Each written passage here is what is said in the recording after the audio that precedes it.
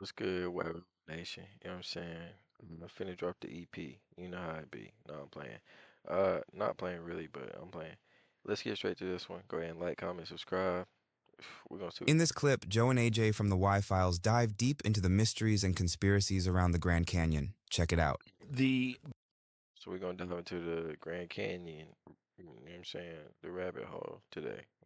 Bugs Bunny, Elmer Fudd. We getting straight to it. We're gonna see what we gonna do. Grand Canyon, there's been these crazy stories of people finding these caverns with like Egyptian artwork and hieroglyphics and these stories of artifacts that have been removed from there.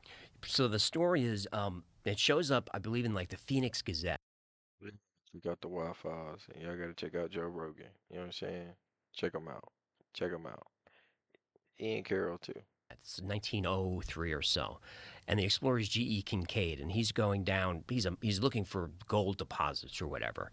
This is just before Teddy Roosevelt made the Grand Canyon a preserve. He was a naturalist, so he finds these steps that are clearly man-made. He follows the steps up, and there's a cave, and he goes in there, and he describes hieroglyphics that look Egyptian but are not quite. He finds a statue that he describes as like Buddha-like, and all these weapons, shields, gold, all sorts.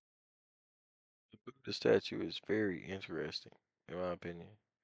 Of stuff. He keeps going. He finds a deserted city in the caves, and all these tunnels and caverns go everywhere, and he's trying to map A deserted city inside of the cave. What's in the city? How big is the city? everything. He comes out, and he goes back to town, and he gathers together a group that we're going to go find this stuff again. Let's go. And people are excited about it. And a couple of weeks go by, and everyone's gathered to go on the expedition. He never shows. The expedition goes nowhere, and that's really the last we've heard of it. If G.E. Kincaid found something, why would they want to hide some ancient? So did the CIA get him, or did he just fall off the map? Did the CIA get him, or did he just fall off the map? civilization discovery, particularly in the early 1900s? Like, why? My guess would be treasure and money. That would be my guess. So there's no official story as to why this area of the Grand Canyon is off limits. For your safety The is all forbidden zone, they call it. Yeah, that's all I can find. That's I'm looking fucking into weird. that.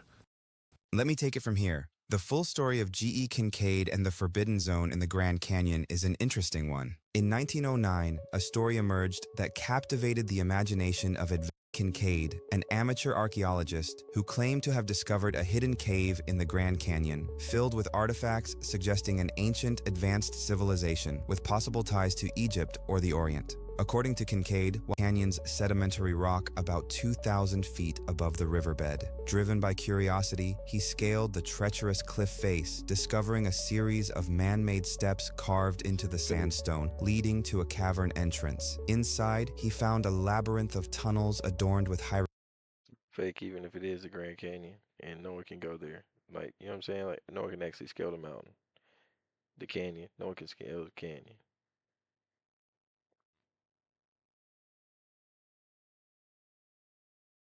hieroglyphics, mummies, copper tools, golden urns, and statues reminiscent of Hindu or Egyptian iconography. This discovery, if true, could rewrite the history of North America in the canyon's depths. Kincaid's account, reportedly backed by the Smithsonian Institution and a scientist named S.A. Jordan, described a sprawling underground complex capable of housing up to 50,000 people. The cavern contained rooms, granaries, dining halls, and Smithsonian is a rabbit hole in itself, if we want to talk about that, by the way. metalworking shops, with artifacts like swords and shields made of copper, bronze, and an unidentified gray metal. The hieroglyphics, Kincaid claimed, might hold the key to unraveling the origins of North America's prehistoric peoples, potentially linking them to ancient Egypt or the Nile Valley. The story suggested to carve such an elaborate complex into solid rock and smelt ores, though no trace of the smelting process was found. The entrance, located down a sheer canyon wall, was nearly inaccessible, and Kincaid emphasized that the site was on government land, off-limits to visitors to protect it from relic hunters.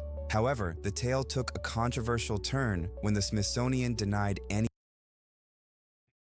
Record of the involvement, stating they had no record of Kincaid or Jordan and no evidence of such artifacts in the Americas. This denial fueled speculation of a cover-up, with some believing the institution was hiding proof of an ancient civilization to preserve established historical narratives. Conspiracy theorists pointed to the